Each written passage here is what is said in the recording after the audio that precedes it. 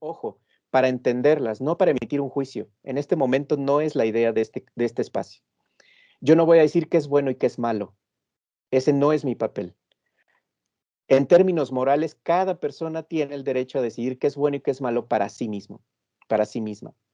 Pero cuando hacemos esa movilización con los valores es terreno de la ética y ahí sí podemos ejercer un calificativo que en este espacio diremos es positivo a género, negativo a género, que es un sinónimo de decir son acciones positivas a ciudadanía, es decir, fomentan el acceso, uso y control de bienes que todas las sociedades calificamos como positivos, como educación, salud, trabajo, felicidad, tiempo de ocio, etcétera, y cómo por determinadas ideas y prácticas le suplantamos. Lo que decía la maestra Eva es fundamental con el tema del embarazo.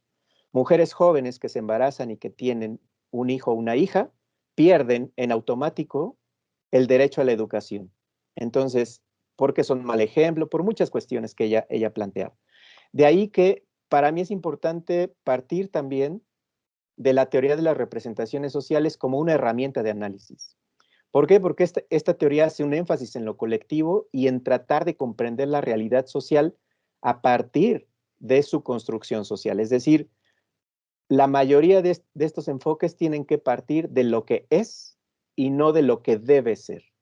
¿Por qué razón? Porque ya dijimos que la diferencia entre moral y ética tiene que ver con que la dimensión moral es la del deber ser, donde también hay mandatos diferenciados para hombres y mujeres, lo que deben, lo que se espera de un hombre joven, no es lo mismo que lo que se espera de una mujer joven, y lo exponía muy bien el profesor Felipe cuando hacía esta cuestión de separación, incluso por carreras o por talleres. En ese sentido, cuando la ley nos pide erradicar, aquí hay unas herramientas. La interacción, este modelo de que hay un sujeto que conoce un objeto, que trata de analizar un objeto, en este caso podríamos decir la violencia de género, nosotros como sujetos cognoscentes queremos analizar el objeto que se llama violencia de género. Desde esta posición de teoría de la relación de las representaciones sociales, decimos que no existe solamente una relación sujeto-objeto de manera aséptica, sino que esta está mediada. Y solamente quiero mencionar que hay un montón de modelos de conocimiento y de aproximación disciplinar que son triadas en la sociología, en la antropología, en la filosofía, en la religión. Si me permiten un poco el comentario, la triada, por ejemplo, Dios, Padre, Espíritu Santo es una triada, y es una triada que significa en un contexto espiritual, en un contexto concreto. La mayoría de nuestros modelos de interpretación de la realidad tienen dos dimensiones, la simbólica, o lo que de mano de Pierre Bourdieu en la lectura llamamos un capital simbólico, y una dimensión material, que es justamente lo que hacemos, cómo se materializan nuestras acciones. De ahí que la moral y la ética están intrínsecamente relacionadas. No hablamos de una moral positiva o negativa, hablamos de valores. Y desde mi experiencia, cuando hablamos de valores, todos son positivos, entendiendo lo positivo que siempre construyen significado. Ahorita me voy a detener más en eso. No hablamos de una mala moral, por ejemplo. Hablamos de comportamiento no ético o a veces de comportamientos inmorales. Que los profesores, por ejemplo, tengan relaciones sexuales con sus alumnas puede ser calificado desde una posición inmoral. Sin embargo, han tenido que romper distintas relaciones éticas para poder generar esa acción. De tal suerte que la tríada es una clave de lectura que nos permite ver cómo el sujeto tiene un contexto específico, el objeto de estudio también tiene un concepto específico, un contexto, es histórico, lo decía también el profesor Felipe cuando hablamos de valores y de este adultocentrismo, es decir, cómo podemos los valores adultos como medida de todas las relaciones, es justamente esto que Moscovici plantea como el alter. Sin ser exacto lo que les estoy planteando, cuando hablamos de la alteridad o de estudios de la alteridad, estamos planteando un poco lo que recuperó esta construcción del otro en lo cotidiano que decía la maestra Norma al principio. ¿Cómo construimos al otro, al distinto, al que no es como yo, al que no piensa como yo, al que no le interesa pensar como yo? ¿De qué manera lo construimos al otro? Lo degradamos, lo animalizamos y en la medida de un trabajo masculino, cuando queremos ofender a otra persona, lo que hacemos es feminizarlo. Frases como el último es vieja, corres como niña, etcétera, son solamente ejemplos que sirven para ejemplificar esta estructura. Entonces, cuando hablamos de la teoría de las representaciones, lo que estamos diciendo, al menos como herramienta, es que justamente la teoría de las representaciones sociales, tal como lo vimos en la lectura, las representaciones que tiene nuestra comunidad de docentes son materiales que vienen de muy diversas procedencias, pero que podríamos decir que es el capital cultural del que habla Pierre Bourdieu. En términos muy generales, cuando hablamos de cómo se acerca un sujeto, cualesquiera que sea su condición, a una forma de saber, hay tres formas hegemónicas. Hay más, pero se podrían condensar en tres. Uno que es, digamos, el dogma, que es el que se asocia, por ejemplo, a las religiones. Uno no dialoga si Dios existe o no existe, es un dogma. Simple y sencillamente se asume el dogma. No es bueno ni malo. Ahí está la forma en la que nos acercamos a ese saber. La otra es la doxa, que es lo que Pierre Bourdieu y muchos estudios traducen como el sentido común, que a mí no me gusta esta traducción, sino más bien prefiero plantear como saberes comunitarios o cotidianos. Hay una teoría y una forma, un arte de hacer, dirá un historiador como Michel de Certeau, por ejemplo. Hay un arte de hacer. El pedagogo hace su clase de manera distinta, el científico hace su clase de manera distinta y todas las personas hacemos género, por seguir esta metáfora, de manera distinta todos los días. El agresor hace su construcción igual, la víctima hace o se dificulta ese hacer en términos de ese capital simbólico y material.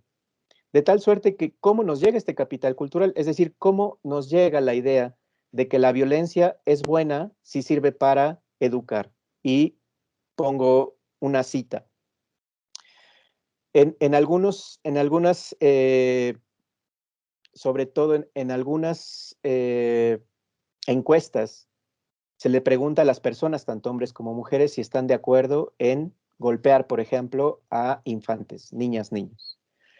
7 de 10 dicen que sí, siempre y cuando sea para corregirle, sea para orientarle.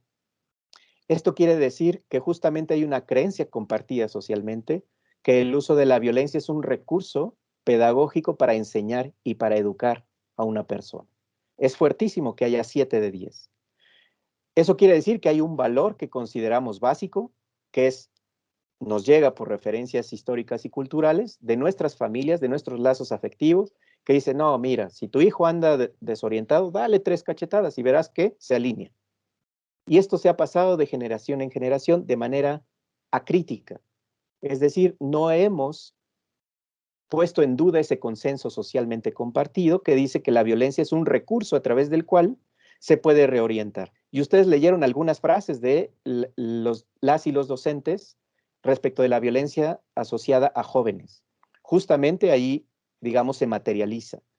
Esta memoria colectiva implica que la identidad de la sociedad se reproduce en términos de que muchas de nosotras reconocemos que hay un contexto de violencia machista. ¿Y qué hacemos? Bueno, nos indignamos, bueno, a lo mejor nos da taquicardia el lunes, pero para el viernes ya se nos ha olvidado. Es decir, hay un proceso a través del cual se construye este sentido. ¿A qué me refiero? La mayoría de las instituciones sociales, el maestro es una institución social en nuestra cultura, ¿no es cierto? ¿Qué eres? Maestro. Wow, maestro. O el doctor. El doctor es, wow, hay una institución social, ¿cierto? El padre, el párroco, es una institución social. Ser padre y ser hombre en esta cultura es una institución social. ¿Por qué preferimos o por qué valoramos de mejor manera ser hombre que ser mujer? Es una construcción social que está socialmente aceptada por todas las personas que estamos en esta sesión y por las comunidades de las cuales procedemos. La mayoría de estas representaciones sociales asociadas a lo femenino son valoradas como negativas. Y estas dimensiones, tanto la material como la simbólica, siempre están en tensión. En algunos contextos, por ejemplo, si ustedes plantean que, o en algunas instituciones no educativas, como decía el maestro Felipe, estas tensiones se ven más agravadas por el contexto y otras menos, dependiendo. Por ejemplo, el tema de la familia nuclear. ¿Qué es la familia nuclear? Algunas personas llaman a esta familia la familia natural. Nosotros sabemos que la familia natural, entendida como la heterosexual, es decir, un hombre y una mujer que tienen relaciones de tipo heterosexual, que tienen una familia y que viven en una unidad de familia, no siempre han sido así nuestras familias. En términos latinoamericanos, hay épocas en donde las familias han sido desagregadas. En el mismo asentamiento y en el mismo espacio han convivido abuelos, tíos, etcétera. Sabemos que esta familia, este tipo de familia, es un orden o es una norma social prácticamente desde el siglo XII. Antes no. Y fíjense cómo esto ha venido, la representación social es que solamente hay una forma de ser familia. Inclusive en grupos de la diversidad sexogenérica o de la disidencia sexual, justamente se reproduce esta idea heterosexual. Tiene que ver con las instituciones sociales, tiene que ver con que la escuela es una de esas instituciones sociales que reproduce el género. Entonces, este pequeño esquema trata de representar justamente cómo se construye el sentido social, el de ustedes y el mío, el de todas las personas que estamos acá.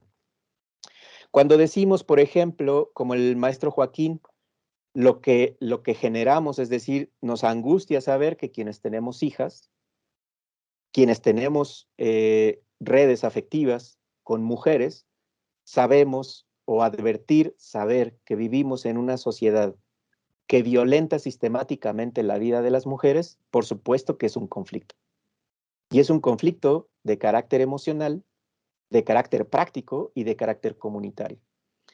¿Qué es importante en términos de la construcción social? ¿Qué es el encuadre de la lectura y que es de donde trabajamos muchos profesionales?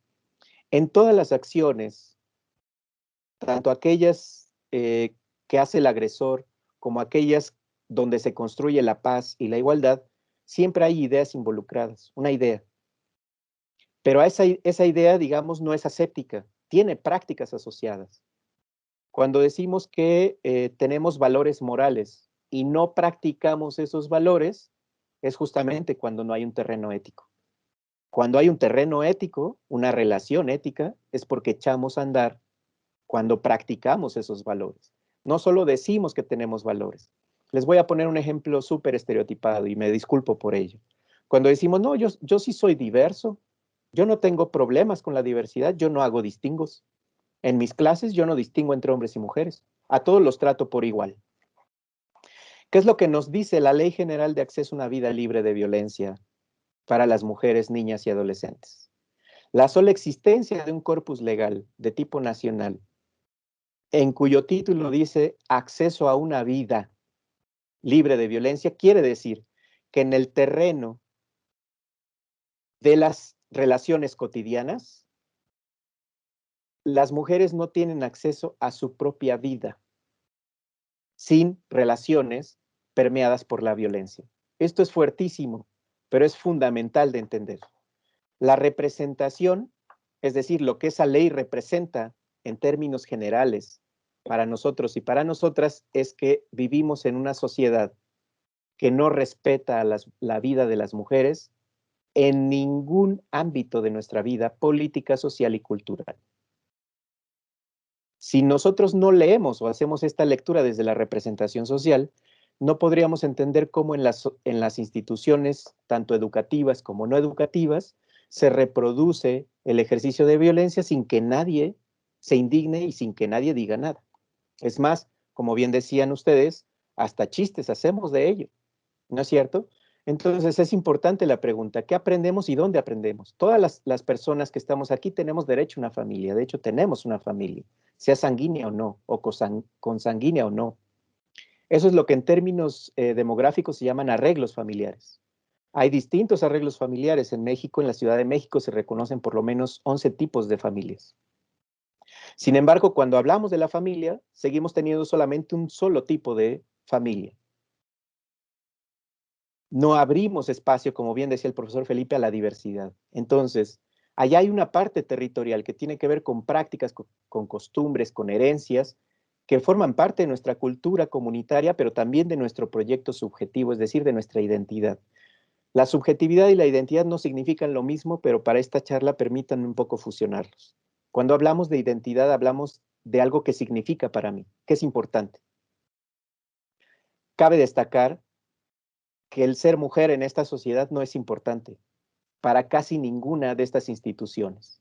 Para la familia, ¿cómo lo podemos saber? En algunas encuestas o investigaciones etnográficas sabemos que las familias otorgan roles diferenciados a hombres y mujeres. A las mujeres denle de comer a los hombres no hacen trabajo doméstico y ustedes ya leyeron algunas cifras en el texto que revisamos. ¿Tiene impacto? Sí, ¿por qué razón? Porque todo el trabajo doméstico implica tiempo, implica saber, implica habilidad e implica una posición y una condición respecto del acceso a ciertos derechos, como puede ser la escuela. Un poco en ese sentido va lo que la maestra Eva nos comentó. En la escuela hay una currícula escolar que seguimos debatiendo si es necesario hablar de ética, si es necesario hablar de salud sexual, si es necesario hablar de esto, de las emociones, en fin, seguimos y vamos a seguir en estos debates políticos de otra reforma, por ejemplo, educativa. Nos van a hacer falta 5 o 6 reformas educativas y sobre esto quiero plantearles algo. En términos generales, cuando hablamos de modelos educativos, de los más famosos son justamente de los europeos. Estos países, por ejemplo, escandinavos, de los Países Bajos, etcétera, tienen por lo menos aplicando política de igualdad entre las personas, aplicando, no en su constitución y no la apelan después de 100 años como en nuestro caso, no, aplicando políticas de igualdad en sindicatos, en escuelas y en espacios laborales, por lo menos desde los años 70 del siglo XX. Precisamente por eso, cuando nosotros revisamos en qué lugar está, por ejemplo, Noruega, en qué lugar están los Países Bajos, en qué lugar está, por ejemplo, Islandia, etcétera, vemos que los puntos de desarrollo son diametralmente opuestos. ¿Por qué razón? Por esto, porque llevan más tiempo aplicando este tipo de políticas. Antes no se les conocía como política de igualdad de género, sino eran políticas de igualdad entre hombres y mujeres. ¿Qué es lo que quiero señalar acá? Que hay aprendizajes emocionales, como ya lo señalaban nuestros docentes, cognitivos y por supuesto de comportamientos. No se puede separar, digamos, lo que aprendemos en la familia, en la escuela, en el barrio, en la comunidad, en otros espacios de convivencia de lo que hacemos cotidianamente. Y quiero leer algunos comentarios del chat. Mario Francisco nos dice, en la lectura casi no se habla de la violencia entre mujeres, solo la violencia hombre o mujer, justamente porque es estructural. Y ahorita vamos a ver por qué. Considero que es también ahora muy común. Claro, aquí hay que empezar a tejer fino, como decimos, maestro Mario. Ahorita vamos para allá. Consuelo dice, también podemos observar violencia entre los trabajadores administrativos, así como entre docentes, no solo entre el alumnado. Se han normalizado comentarios, acciones, chistes, es correcto. Adrián Gustavo nos dice, buena parte de nuestra herencia institucional parte de esas relaciones de poder. Claro, por supuesto que sí. ¿Cómo somos competitivos? ¿Cómo se nos enseña a ser competitivo? Entre otras cosas. Esa puede ser una de las principales causas del por qué no lo podemos eliminar. Esto que dice Adrián es fundamental. ¿Por qué no eliminamos los comportamientos violentos y agresivos de nuestras relaciones? Porque nos gustan y porque obtenemos siempre resultados positivos desde esto que estamos planteando acá, desde lo que para mí significa la construcción de sentido, es decir, para mí significa. Por eso no lo quito de mi comportamiento, porque si yo soy violento, obtengo ganancias, que pueden ser puestos de trabajo, mayor remuneración, etcétera, mayor estatus, etcétera. Aquí me voy a detener un poco. ¿Qué es lo de violencia simbólica? Que explica muchas de estas dudas. Cierro con lo que dice Adrián. Los contenidos educativos terminan por ser obsoletos en muchas ocasiones, justo porque no aterrizan a resolver las problemáticas que vive el estudiante y la sociedad en general. Y esto que plantea el profesor Adrián es un debate de todas y cada una de las reformas educativas, ¿no es cierto? Y entonces cada que llega un gobierno, le sonará algo parecido, vamos a hacer otra reforma porque los de antes no sabían hacer las cosas. Entonces, justo lo que decía el profesor Felipe, de qué manera podemos generar una articulación de nivel básico a licenciatura sigue siendo un sueño, desgraciadamente. No contamos con la garantía del derecho a la educación tal y como viene en la Carta Magna. Entonces, cuando nosotros planteamos, como dice el profesor Adrián, las problemáticas que vive el estudiante y la sociedad en general, la dichosa transversalidad que tanto anhelamos en el discurso educativo, justamente tiene que ver con herramientas. Los temas de interés general, distintas directrices, la promoción de valores, los contenidos deben estar al servicio del bienestar y no de la acreditación, que es una mala costumbre. Todo esto está puesto ahí. Voy a tomar un ejemplo de lo que me han puesto, por ejemplo. Vamos a suponer esto que decía, por ejemplo, el profesor Francisco. ¿Qué es lo que no se ve, digamos, en términos de violencia directa? Cuando hablamos de violencia directa, tal como lo estamos viendo en la pantalla, estamos ante violencia física, moral, el golpe, el insulto, la tortura, la desaparición, y esto que el profesor planteaba en la página 101 de la lectura. Cuando hablamos de la gráfica de porcentaje de mujeres violentadas en el ámbito escolar, este dato es la violencia directa. Eso es lo que vemos. Lo que no vemos y que está, digamos, simbolizado por esta línea, que podríamos llamar el nivel de conciencia, no me gusta, pero no sé cómo explicarme ahora. Es decir, lo que alcanzamos a ver es justamente los ejercicios de violencia directa. ¿Qué es lo que no vemos? ¿Qué es lo que en términos generales de nuestra lectura y en términos teóricos significa la violencia simbólica y estructural? Es justamente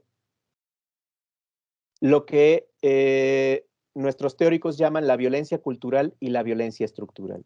¿Qué es la violencia cultural? Ahí están los principios, las normas implícitas o explícitas de conducta, tradiciones, educación, valores, podríamos decir, que se reflejan en cualquier tipo de soporte. Este soporte puede ser educativo, de más media, doctrinario, teórico. Recordemos que en el siglo XIX había estudios de justamente que ponían en duda que las mujeres pudieran tener la capacidad neuronal, así se planteaban las investigaciones, para poder estar frente a grupo, es decir, para poder conducir una clase. Esto se discutía, por ejemplo, me parece que es la Universidad de Oxford, en donde se discutía en la segunda mitad del siglo XIX, principios del XX. Entonces, justamente cuando hablamos de la cultura tóxica, de la cultura masculina, de la violencia masculina, es justamente porque hay una violencia cultural socialmente aceptada, donde por norma implícita o explícita decimos, es que son hombres, los hombres así son. Ya ves cómo son los hombres, son coquetos, dicen, son ojo alegres, ¿no es cierto? Y hay una violencia de tipo estructural que no es visible y que no es conocida, que tiene que ver con las estructuras de la relación o del grupo o de la organización que ejercen la violencia a partir de jerarquías y a partir de métodos que tienen que ver con la reproducción de estas jerarquías. Desde el punto de vista de esta práctica, ¿qué es lo que me gustaría plantearles? Desde este encuadre, no solo que comparto con la lectura, sino del trabajo profesional que me gusta hacer, el reto para nosotros, para entender la problemática, radica en hacer explícitos la violencia cultural y la violencia estructural. ¿Dónde se aprende la violencia directa? En la familia, por supuesto, pero no solo en la familia, sino en todas las instituciones del Estado encargadas de producir y reproducir la vida tal como la conocemos. Y en ese sentido, tenemos que identificar cuáles son los principios y normas, tanto implícitas o no, que están en nuestro contexto educativo. Y por supuesto, de qué manera estas estructuras de la relación o del grupo reproducen esta violencia. ¿Por qué no tenemos reconocimiento institucional de nuestro alumnado? porque para ellos la representación simbólica de la violencia directa es la institución. La institución educativa que no les cumple, la institución jurídica que no garantiza el acceso a justicia, la institución laboral que no les genera trabajo, la institución eclesiástica que no les permite su desarrollo espiritual, la institución familiar que no les permite generar su propio proyecto de vida. Y así podríamos seguir. Tiene mucho que ver con lo que decía el profesor Felipe en términos de la brecha, no solo de percepciones, sino de valores y sobre todo de concepciones del problema. Para muchos de nosotros todavía hay generaciones que van a tener la posibilidad de tener un retiro digno. Para miles de jóvenes, la respuesta es no hay posibilidades de retiro. De hecho, hay una crisis estructural en términos de dinero y de capacidad económica para pagar las jubilaciones. Esto tiene que ver con la inconsistencia y con lo que llamamos violencia simbólica y estructural. ¿Por qué es de carácter estructural? ¿Por qué no se ve, por ejemplo, o por qué no se atiende de manera en política pública las violencias recibidas a los hombres? Por dos razones fundamentales. La primera es que la violencia que reciben las mujeres se da porque ocupan una posición y una condición femenina. Y en nuestra sociedad, la posición y condición femenina es sinónimo, lo voy a decir muy fuerte, perdónenme, pero es sinónimo de vulnerabilidad, de algo de menor valía. Estela Serret tiene un texto que se llama justamente Las bases androcráticas de las democracias modernas, y lo que ella argumenta es que para las mujeres hay una ciudadanía de segunda. ¿Cómo lo podemos saber? Justamente por lo que decía la maestra Eva respecto del embarazo. Si las mujeres fuesen tratadas con una ciudadanía de primera, no importa que tengan un bebé en edades escolares, habría la capacidad para que estas mujeres, en tanto sujetos de derecho, no perdieran su acceso a la escuela. Sin embargo, los mecanismos sociales que las expulsan están basadas en la violencia cultural y en la violencia estructural. Es la propia escuela, como decía la profesora, la que les pide que abandonen sus estudios, es la propia familia la que les dice tú ya no estás para estudiar, tú ya estás para otras obligaciones, y es la propia norma social implícita y explícita que separa del acceso a ese derecho a esta mujer. No sucede lo mismo con el joven. De hecho, en términos de embarazo adolescente, hay una gran cantidad de porcentajes de embarazos adolescentes donde la responsabilidad recae específicamente en la joven embarazada y no necesariamente en el joven que es padre. Y piensen cómo esto que subraya la maestra Eva, es decir, que la joven mujer pierde su calidad de joven estudiante a mamá con responsabilidades, no pasa con los varones. A los varones decimos, bueno, es un joven que ya tiene hijos, pero sigue siendo un joven, sigue siendo tratado como tal.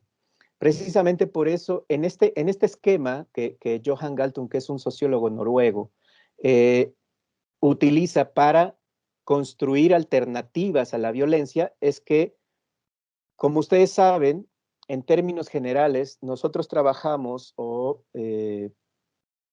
trabajamos con opuestos. Nuestro pensamiento se da con opuestos y no necesariamente son complementarios. Por ejemplo, sabemos que hay mujeres porque hay hombres, es un opuesto. Sabemos que hay ricos porque hay pobres. Sabemos que hay malestares porque hay bienestares. La forma en la que nosotros construimos nuestro pensamiento es, y lo dice Jacques Derrida, por ejemplo, cuando habla de la deconstrucción, lo que nos dice es justamente que organizamos nuestro pensamiento en opuestos. No necesariamente son complementarios. El opuesto a la violencia, por ejemplo, desde esta construcción, es la paz. La construcción de paz tendría que venir, en términos generales, desde ámbitos educativos. Y esto no significa que tengamos que transformar nuestros planes de estudios a educación para la paz. No es lo que estoy diciendo. Lo que estoy diciendo es que el trabajo educativo tendría que generar y formar en valores que aquilaten y que aprecien la vida por encima de otras relaciones como pueden ser las monetarias, de estatus, de clase social u otras. es evidente que ahí hay una crisis, porque lo que llamamos o el trabajo que hacemos en espacios educativos va orientado a lo que este sociólogo llama la paz positiva o la justicia social. Mucha de la justicia social pasa por mantener posiciones vulnerables, por ejemplo, laborales, para nuestra planta docente. Carga de trabajo, posiciones que no han sido reconocidas, por ejemplo, como este famoso trabajo interdisciplinar. Hacer más trabajo por el mismo salario, hacer más trabajo cuando los días solo tienen 24 horas, etcétera. Es decir, hay una falla de tipo estructural. ¿Qué es lo que quiero señalar? Que entre esta triada hay un desequilibrio, y ese desequilibrio es justamente la violencia simbólica. Para Johan Galtung, que es este sociólogo, en el punto de la violencia directa, que es lo que vimos, por ejemplo, con las gráficas en la lectura, hay comportamientos que no están construyendo posibilidades de paz. Lo que están generando es justo la reproducción de la violencia. Y aquí quiero un poco contestar con esto que decía el profesor sobre la gráfica de porcentaje de mujeres violentadas. 6 de 10 mujeres han sido violentadas por autoridades escolares. Le preguntamos a la autoridad escolar qué tipo de comportamiento está fomentando en la comunidad y la respuesta es la violencia de género, la violencia directa. Es decir, nuestras autoridades escolares, según los datos de que disponemos, están fomentando relaciones y actitudes cuyo comportamiento reproduce la violencia de género.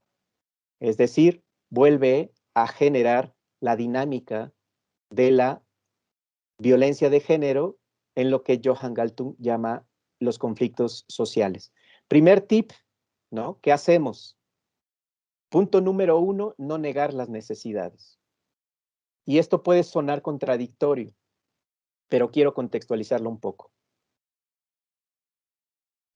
Cuando en la lectura nos dicen que en el ámbito escolar, que es de donde se supone que nuestras hijas y nuestros hijos, nuestros adolescentes, tendrían que estar protegidos, tutelados, como dice en la lectura, México ha firmado cualquier cantidad de iniciativas internacionales para salvaguardar a las y los jóvenes.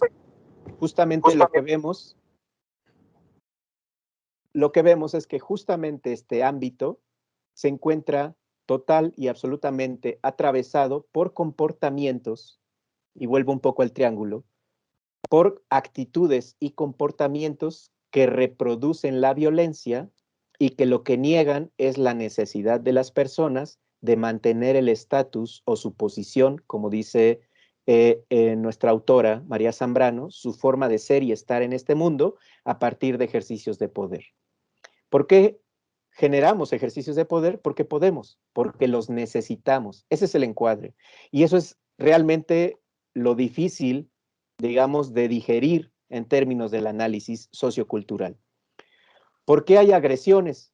Porque entre ellos, como dice la profesora Marta, porque esas agresiones entre ellos es el reflejo y el efecto de lo que viven en sus hogares, en lo que consumen en términos culturales y lo que consumen en la escuela.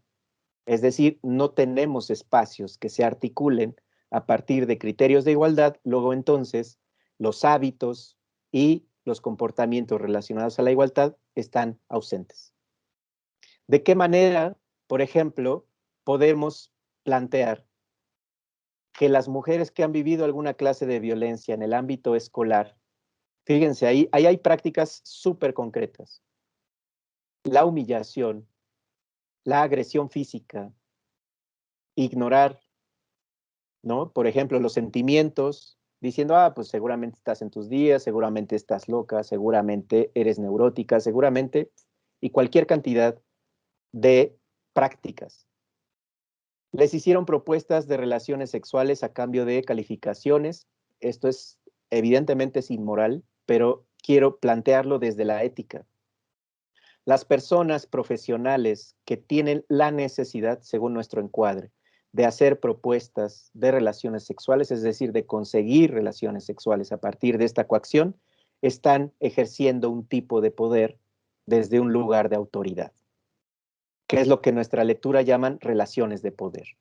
Y es bien interesante plantear cómo en la página 100, por ejemplo, hay una definición de una autora que por aquí apunté, que es Eb Ross y Alicia Wittgenstein, que está en la bibliografía de ese texto, que quiero leerles, que justamente tiene que ver en por qué razón la violencia contra las mujeres es sistémica, y tiene que ver con estos datos. Dice la doctora Ross, cualquier práctica o procedimiento institucionalizado que produzca un efecto adverso en los individuos, en este caso entre las mujeres, una carga psicológica, mental, cultural, espiritual, económica o física. La violencia sistémica educativa incluye cualquier práctica o procedimiento que imposibilite el aprendizaje de los alumnos, lo cual les produce un daño. Puede adquirir la forma de prácticas habituales que favorecen un clima de violencia o políticas que aparentan ser neutrales, pero que se traducen en efectos discriminatorios. Voy a volver a leer la primera parte. Cualquier práctica o procedimiento institucionalizado. Es decir, en la medida en que estas prácticas se reproducen con una frecuencia mayor, es en la medida en que se construyen los mecanismos sociales de exclusión. Es decir, que tienen como efecto excluir del derecho a la educación a las mujeres, a las jóvenes.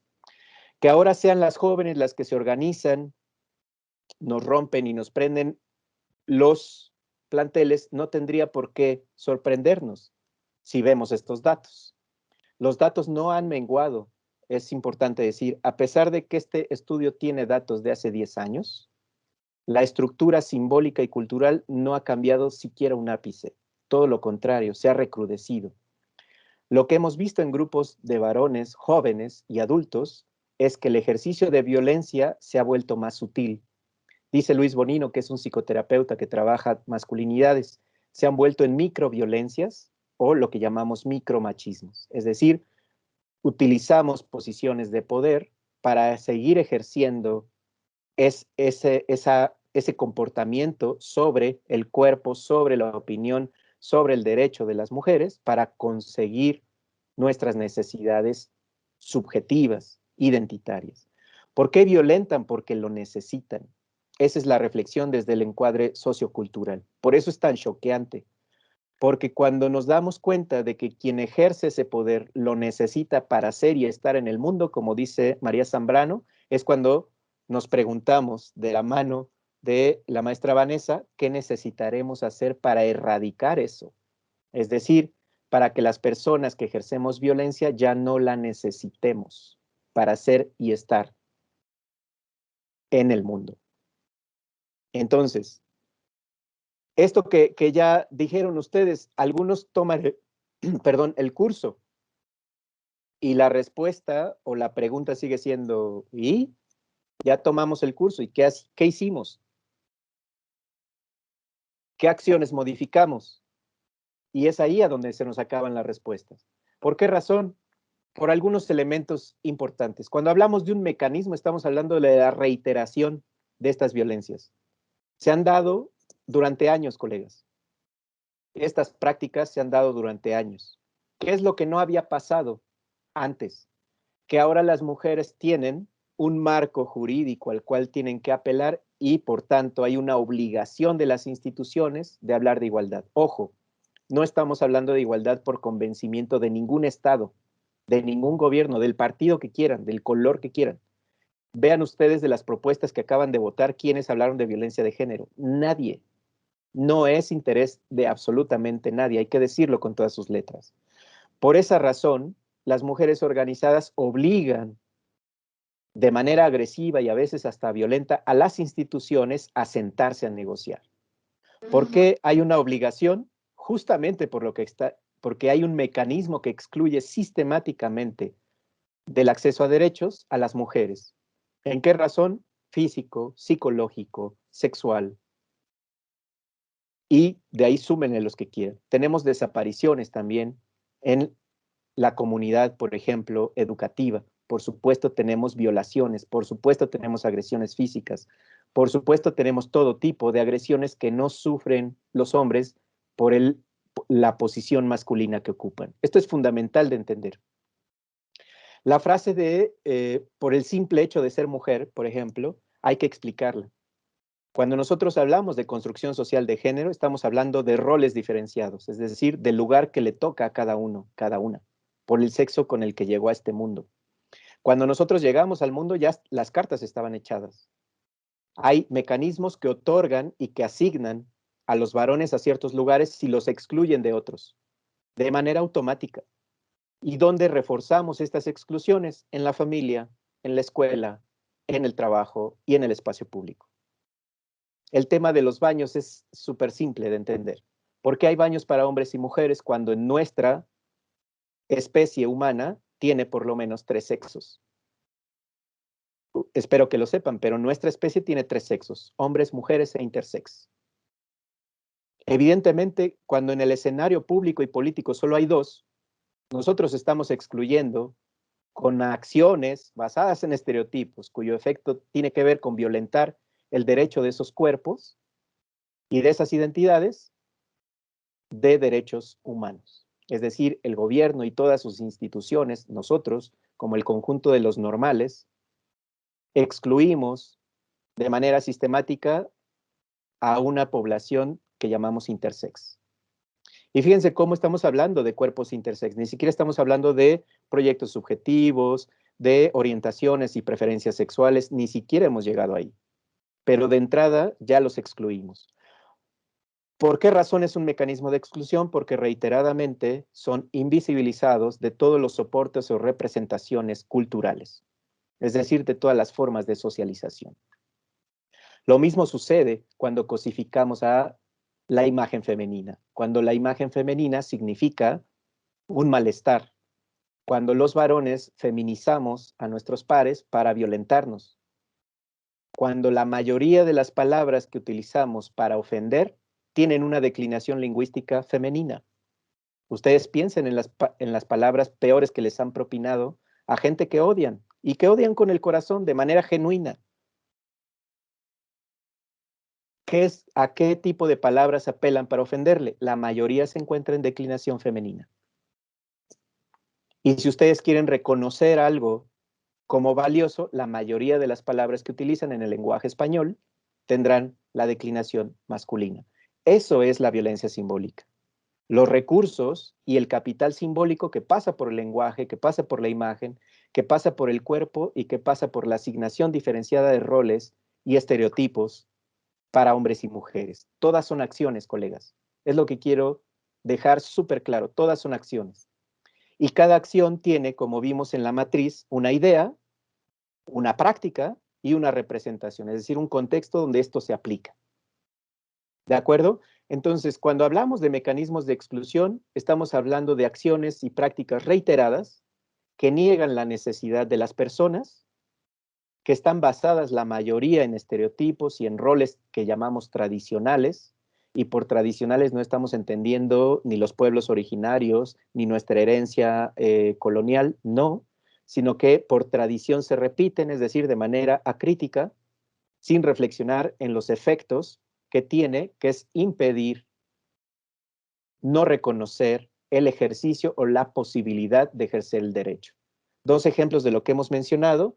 Está, reitero, lo que decía la maestra Eva en términos del embarazo, y está lo que decía el profesor Felipe en términos de la ausencia de una alineación que garantice el tránsito de educación básica a licenciatura a todas las personas nacidas en este país. Eso aún sigue siendo un anhelo. Hasta el momento, constitucionalmente, solo es obligatorio hasta el bachillerato. La licenciatura, pues si tienen dinero se la pueden pagar, y si pueden, y si tienen cupo, y si tienen suerte a veces, la podrán estudiar en un plantel que a ustedes les guste. La mayoría de las veces, y por eso es importante volver a separar lo ético de lo moral. Cuando nosotros consideramos lo moral, estamos en el terreno del deber ser, ahí no hay acciones.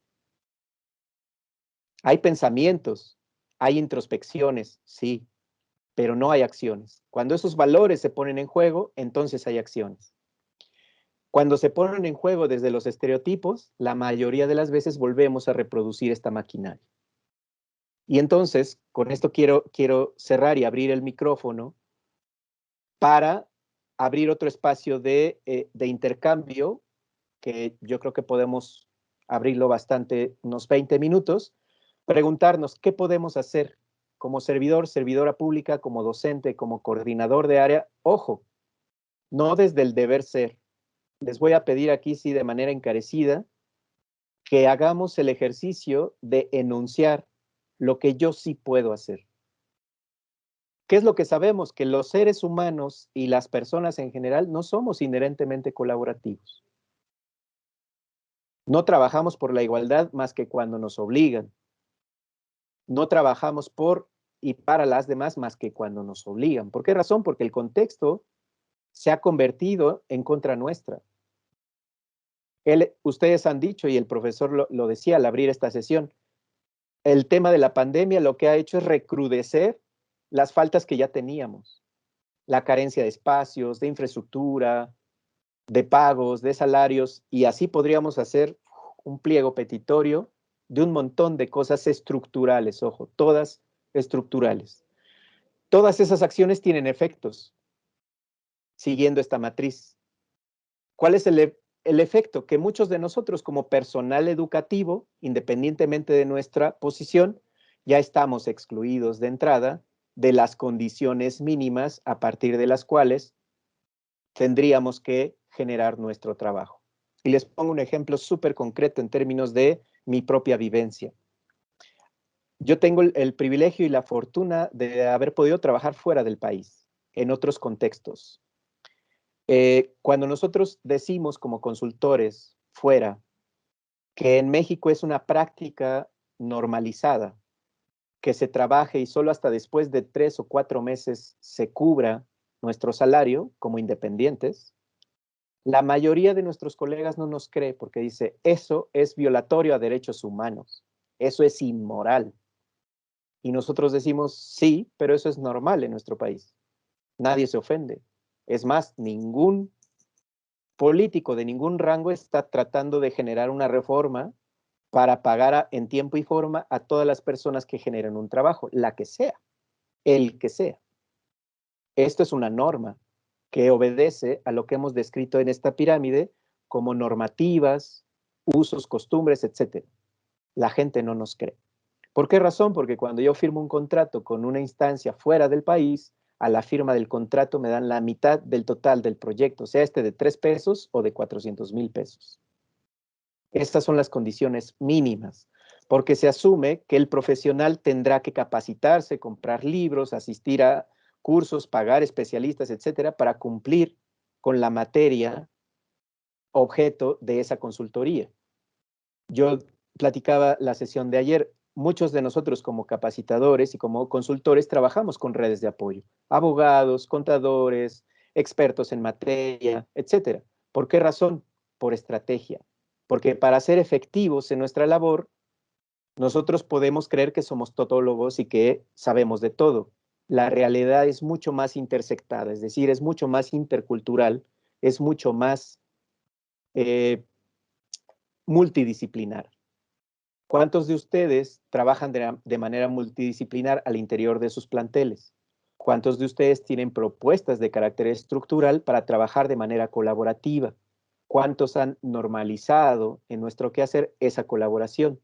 Y vamos a ver cómo empiezan a salir ciertos datos. Entonces, en términos concretos, para empezar a cerrar esta primera sesión, ¿qué podríamos nosotros hacer desde el lugar donde estamos? Es decir, no pedirle al otro que me dé, no pedirle al directivo, no pedirle a la institución, no pedirle a Dios, no pedirle a la Constitución, no pedirle al gobierno.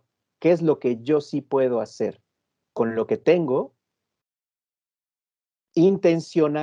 Intencionando mi actuar hacia actitudes prácticas que debo hacer, qué puedo hacer o qué quiero hacer, atendiendo a que hay posicionamientos donde yo debo educar, pero no puedo. Yo debo educar, pero ni quiero, porque los jóvenes son horribles, porque mi grupo es súper violento, porque mis autoridades no me apoyan. Es decir, sabemos que hay un contexto, que ese contexto no ha sido positivo, porque sabemos que llevamos 20 años de política pública de igualdad de género en nuestro país y los resultados están lejos de observarse. Haciendo un ejercicio de honestidad y de reflexión, ¿qué sí podemos hacer? Con esto cierro esta parte y si nos queda tiempo, regresamos un poco para este ejercicio. ¿Qué sí puedo hacer, colegas? ¿Quién diría? ¿Quién quiere tomar la palabra? Voy a dejar de compartir un poco para abrir el espacio a las participaciones. Susana tiene por ahí la manita levantada. Adelante, ¿qué sí puedo hacer?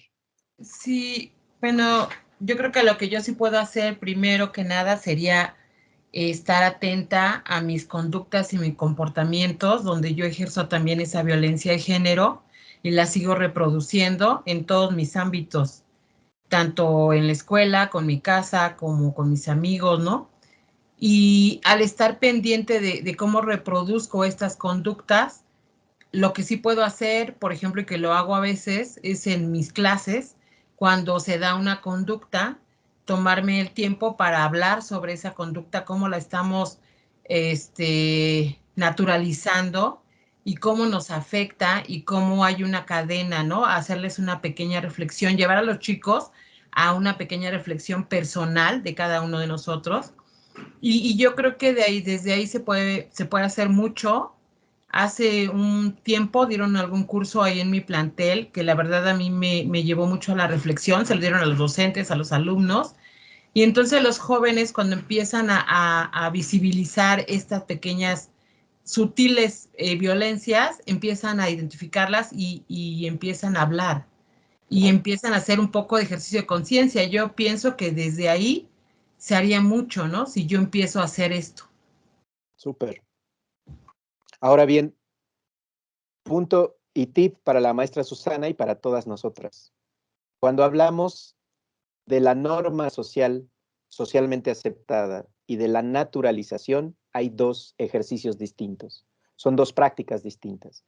Dice Pierre Bourdieu que la naturalización es la incorporación al cuerpo. Recordemos que puede parecer un juego de palabras, pero todas nosotras nos relacionamos con el cuerpo. No tenemos otra dimensión material para relacionarnos. Y ahí implica poner atención a mi lenguaje corporal, a mi tono de voz, a qué es lo que hago, cómo gesticulo, etcétera.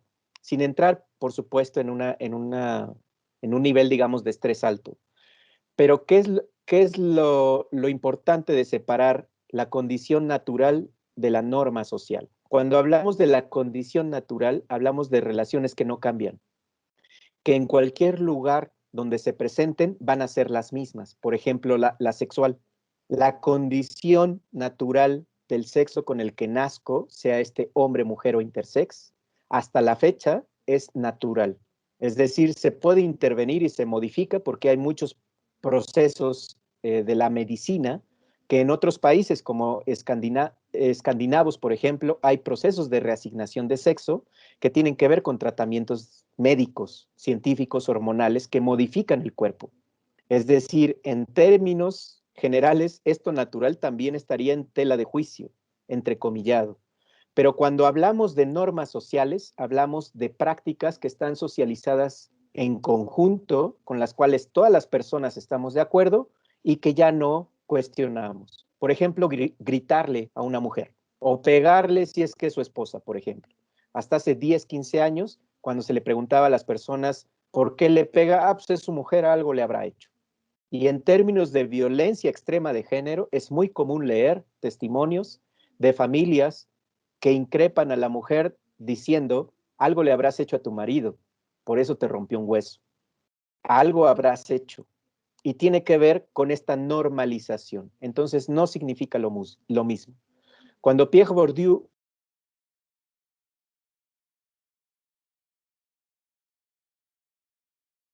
temas corporales. Nosotros hablamos desde la perspectiva de género de ambos casos. La normalización, es decir, de una norma social que está socialmente aceptada, como el uso de la violencia, como la violencia simbólica, el machismo, el albur, el mandar pornografía por WhatsApp, es normal. Somos hombres, consumimos porno, por ejemplo, ustedes lo vieron en la lectura igual, entonces es normal. Lo normal es socialmente construido. Y en tanto norma se puede deconstruir, es decir, se puede modificar. Lo natural cuesta más trabajo, por eso hablamos de normalización. Solamente este apunte. Y esto que decía la maestra, efectivamente, estar atenta implica estar atenta a lo que hago, no necesariamente solo a lo que pienso. ¿De acuerdo?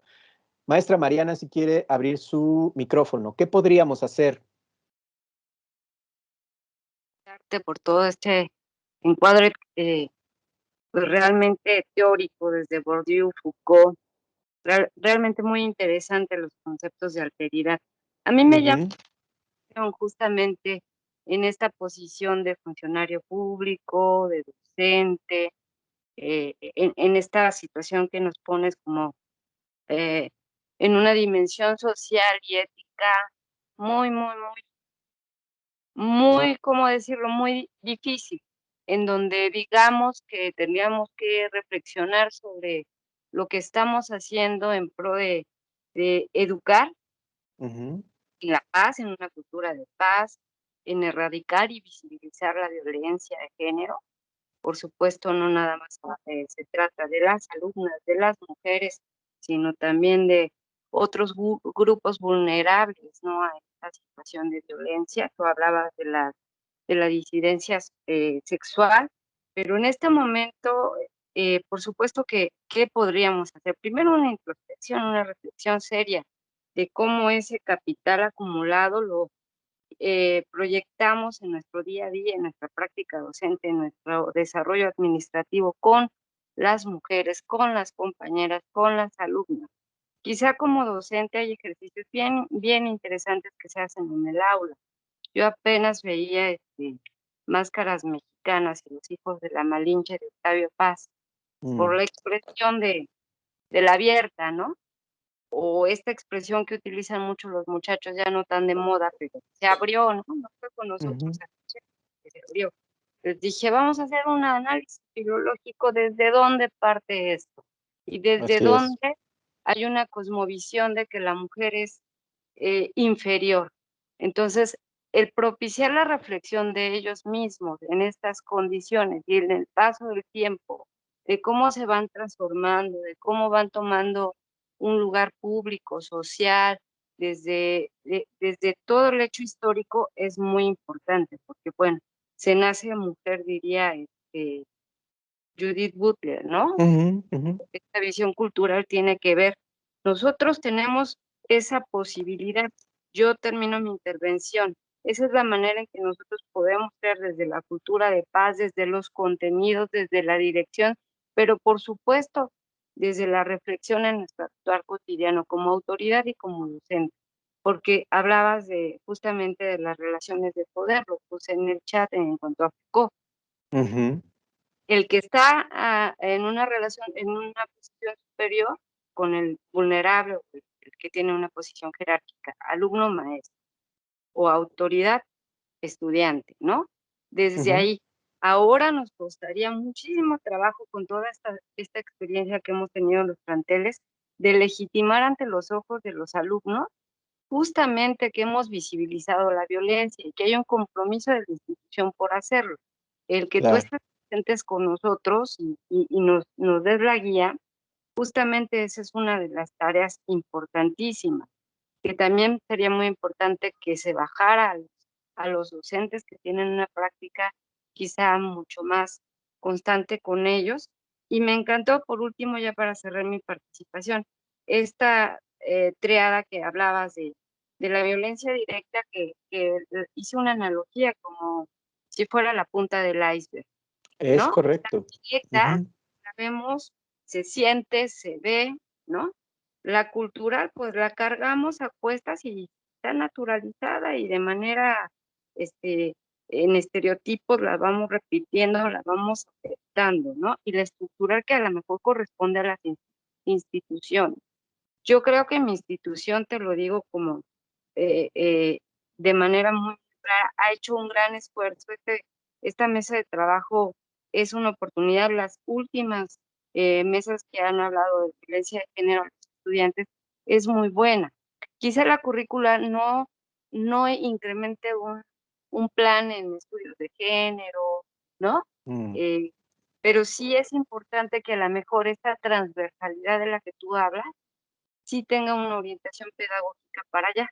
Muy interesante. Agradezco realmente el que compartas todas estas ideas con nuestra comunidad. Gracias. Es todo, Antonio.